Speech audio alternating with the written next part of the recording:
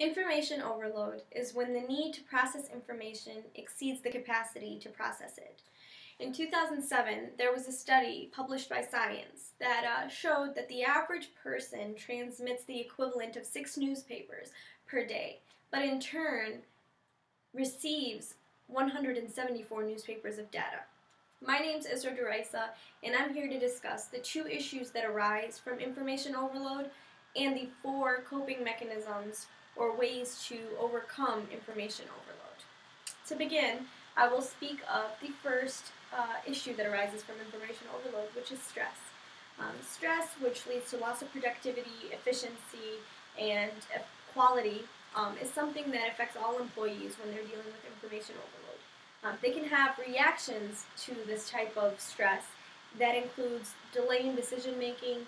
They can waste time. They can become very highly selective in the tasks that they choose to take a part of. For example, if it's a large task that deals with a lot of information, they might shy away from it or continuously try to multitask or procrastinate to avoid getting it done or attempting at it. The second issue that arises from information overload is multitasking. And multitasking is actually a very poor mechanism to try to overcome information overload. But many people, suffer utilizing that as a method of getting over information overload. And the problem with multitasking is it reduces creativity, turns off the cognitive rules of, you're basically asking your brain to turn off the cognitive rules of one task and then telling it to start new cognitive rules for the next task and then decide to end that and keep going with this vicious cycle. And what you're doing is you're hindering yourself and you're hindering your creativity, your effectiveness, and your productivity. And so it is very bad to indulge in multitasking as a way to overcome information overload. There was a study that had participants who were engaging in multitasking and then another batch of participants who were completing tasks in a sequence. And what the study showed is that those that were engaging in multitasking took 30% longer to complete their task and were twice as likely to make errors or mistakes as opposed to those that were doing their tasks in sequence. There was also another study to back that up that showed that those who engaged in multitasking showed increased levels of stress hormones, which kind of makes you a double whammy when you're dealing with overwhelming of information. That causes stress. And so then you're trying to cope with that information overload by engaging in multitasking, but then that causes even more stress as well. So trying to avoid the multitasking method at all costs is very important. Now, moving on to the 4 different coping mechanisms that one can engage in to try to overcome information overload, I will begin with focusing. Focusing involves you basically turning off and letting go of any distractions there are around you. That includes turning off your computer, turning off your email, forwarding your phone calls to voicemail, also communicating to your assistant or those that you're working with that you're taking this time to kind of focus and be alone, to kind of reflect and deal with what you have going on so that you can better assist or attend to the things that need you the most. That is a very important mechanism. The second coping mechanism is filtering. Now, filtering is kind of another way to say prioritizing. An example of this is for you to go through your emails and decide what needs your attention and what doesn't.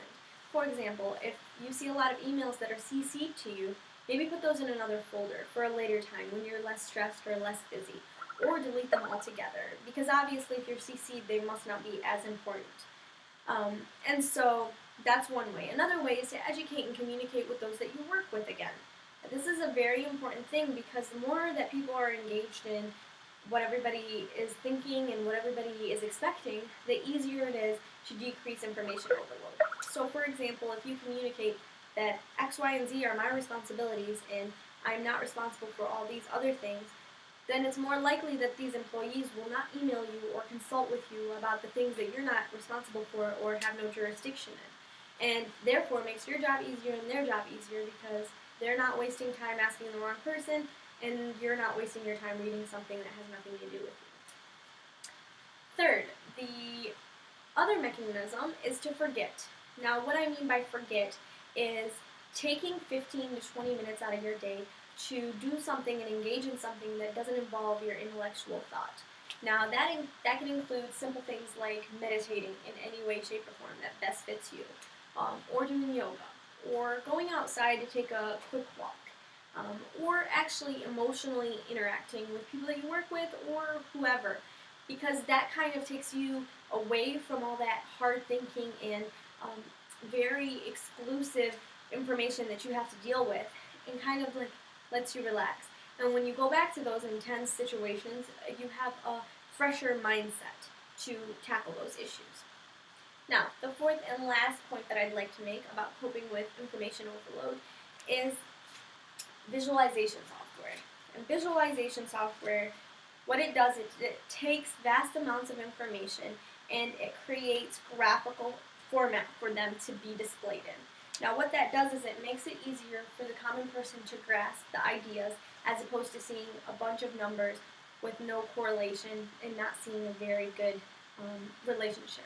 So, studies have shown that visualization software has made it easier for people to see patterns that they otherwise would not have seen had it not been for the visualization software. So, we have discussed and reviewed the two issues that arise from information overload, which are stress and multitasking, and we have also discussed the 4 different coping mechanisms that come about if you would like to challenge information overload. And those include to focus, filter, forget, and utilizing visualization software. If you have any more questions after this presentation, I would be more than happy to answer them. Please let me know, and thank you for your time.